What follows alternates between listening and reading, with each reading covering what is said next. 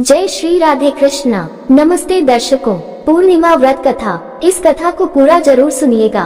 द्वापर युग में एक बार यशोदा जी ने कृष्ण से कहा कि कृष्ण, तुम सारे संसार के रचयिता तथा पालनहार हो। आज कोई ऐसा उपाय मुझसे कहो जिसके करने से स्त्रियों को सौभाग्य की प्राप्ति हो तथा उनकी सभी मनोकामनाएं पूर्ण हो।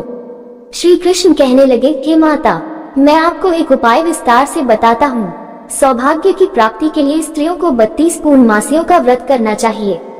श्री कृष्ण जी आगे कहने लगे कि इस धरती पर एक राजा चंद्रहास की अनेक प्रकार के रत्नों से परिपूर्ण कातिका नाम की नगरी थी।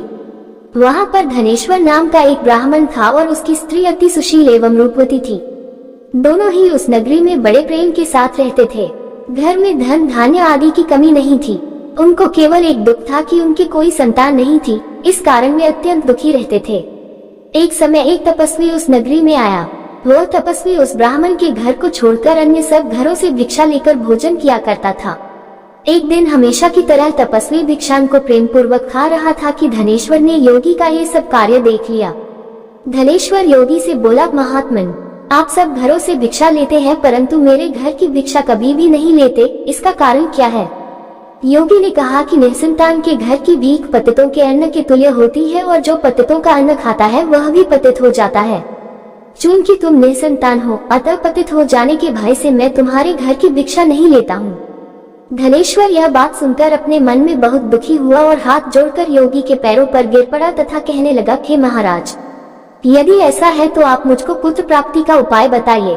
आप सर्वज्ञ हैं, मुझ पर अवश्य ही कृपा कीजिए। मैं पुत्र न होने के कारण अत्यंत दुखी हूँ। आप मेरे इस दुख का हरण करें, आप सामर्थ्यवान हैं। ये सुनकर योगी कहने लगे, हे ब्राह्मण, तुम चंडी की आराधना करो। घर आकर उसने अपने स्त्री से सब वृतांत कहा और स्वयं तप के निमित्त वन में चला गया। वन में जाकर उसने चंडी की उपासना की और उपवास किया। चंडी ने 16वें दिन उसको स्वप्न में दर्शन दिया और कहा, हे धनेश्वर, जा तेरे पुत्र होगा, परंतु वह 16 वर्ष की आयु में ही मृत्यु को प्राप्त हो जाएगा। यदि तुम दोनों स्त्री पुरुष 32 पूर्णमासियों का व्रत विधि पूर्वक करोगे तो वह दीर्घायु होगा। प्रातः काल आने पर इस स्थान के समीप ही तुम्हें एक आम का वृक्ष दिखाई देगा। उस पर चढ़कर एक फल तोड़कर शीघ्र अपने घर चले जाना, अपनी स्त्री को खिलाना। ऋतु स्नान के पश्चात वह स्वच्छ होकर श्री शंकर जी का ध्यान करके उस फल को खा लेगी। तब शंकर भगवान की कृपा से उसको गर्भ हो जाएगा। जब वह ब्राह्मण प्रातः काल उठा तो उसने उस स्थान के पास ही एक आम का वृक्ष देखा जिस पर एक अत्यंत सुंदर आम का फल लगा हुआ था। धनेश्वर वृक्ष पर चढ़ गया और उसने एक अति सुंदर आम का फल देखा। ब्राह्मण ने जल्दी से उस फल को तोड़कर अपनी स्त्री को लाकर दिया और उसकी स्त्री ने अपने पति के कथनानुसार उस फल को खा लिया और वह गर्भवती हो गई। देवी जी की असीम कृपा से उसे एक अत्यंत सुंदर पुत्र उत्पन्न हुआ जिसका नाम उन्होंने देवीदास रखा। माता पिता के हर्ष के साथ वह बालक बढ़ने लगा। भवानी की कृपा से वह बालक बहुत ही सुंदर, सुशील और पढ़ने में बहुत ही निपुण हो गया। दुर्गा जी की आज्ञानुसार उसकी माता ने 32 पूर्णमासी का व्रत रखना प्रारंभ कर दिया था जिससे उसका पुत्र बड़ी आयु वाला हो जाए। 16वां वर्ष लगते ही देवीदास के माता पिता को चिंता हुई कि कहीं उनके पुत्र की इस वर्ष मृत्यु न हो जाए। इसलिए उन्होंने अपने मन में विचार किया कि यदि ये दुर्घटना उनके सामने हो गई तो वे कैसे सहन कर सकेंगे।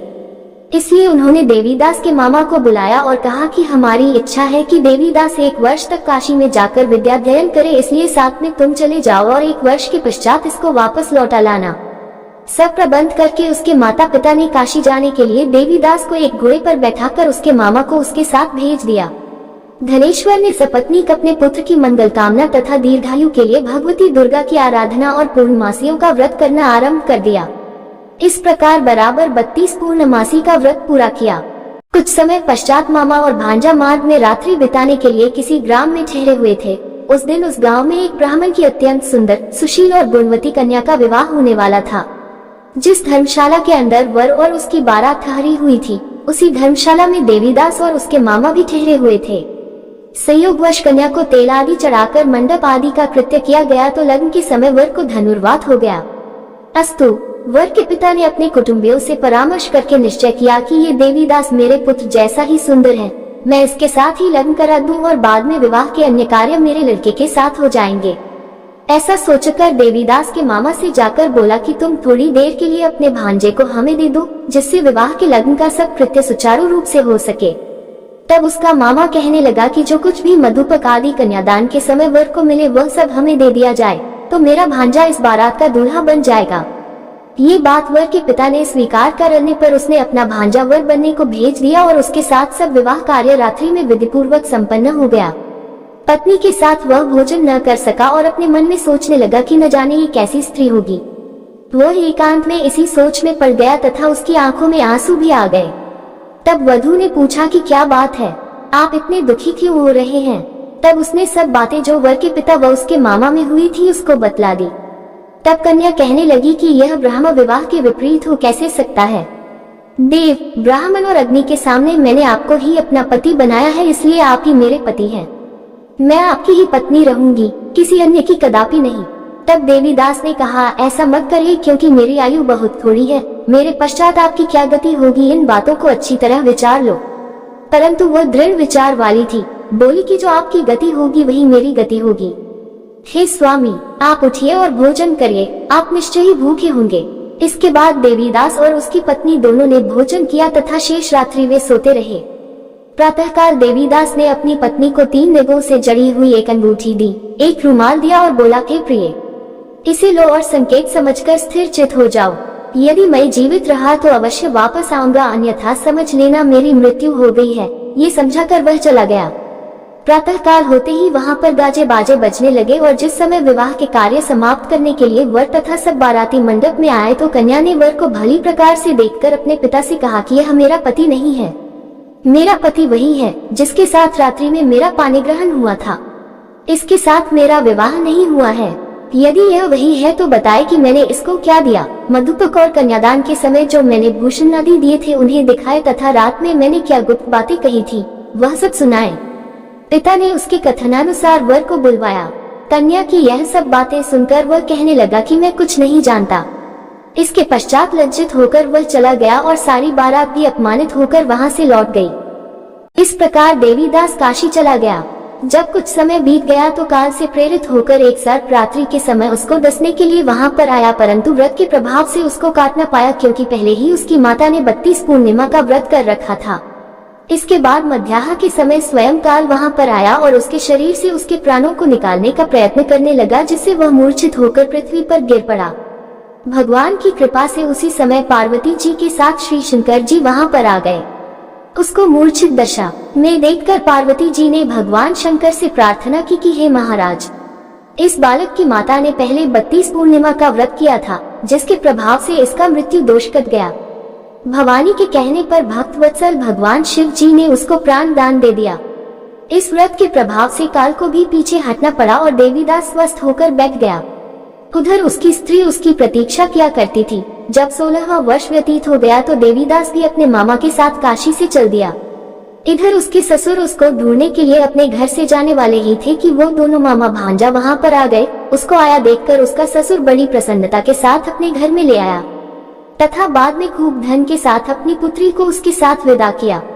श्री कृष्ण जी कहने लगे कि इस प्रकार धनेश्वर 32 पूर्णिमाओं के व्रत के प्रभाव से पुत्रवान हो गया। जो भी स्त्रियां इस व्रत को करती हैं, वे जन्म जन्मांतर में वैधव्य का दुख नहीं भोगती और सदैव सौभाग्यवती रहती हैं। यह मेरा वचन है, इसमें कोई संदेह नहीं।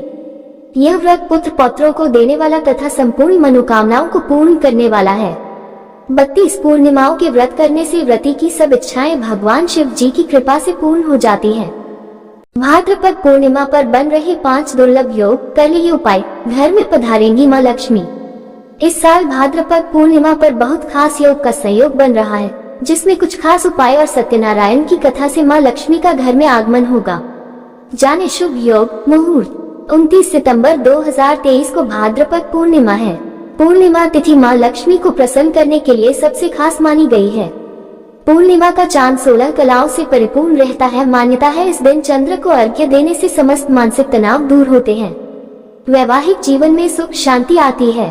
भाद्रपद पूर्णिमा के दिन से ही पितृपक्ष शुरू हो जाते हैं, हालांकि इस दिन श्राद्ध नहीं किया जाता। इस साल भाद्रपद पूर्णिमा पर बहुत खास योग का संयोग बन रहा है, जिसमें सत्यनारायण की कथा करने से व्यक्ति को धन लाभ मिलेगा। आइए जानते हैं भाद्रपद पूर्णिमा मुहूर्त, शुभ योग, उपाय। भाद्रपद पूर्णिमा के दिन 4 शुभ योग सर्वार्थ सिद्धि योग, वृद्धि योग, अमृत सिद्धि योग और ध्रुव योग का संयोग बन रहा है।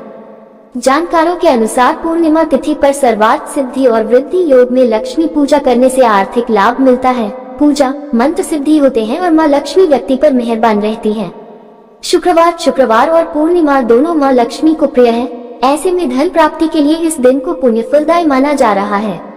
भाद्रपद पूर्णिमा उपाय। भाद्रपद पूर्णिमा तिथि से पितृपक्ष जरूर शुरू हो जाते हैं, लेकिन श्राद्ध नहीं किया जाता है। ऐसे में पितरों को प्रसन्न करने के लिए इस दिन पीपल के पेड़ की पूजा करें।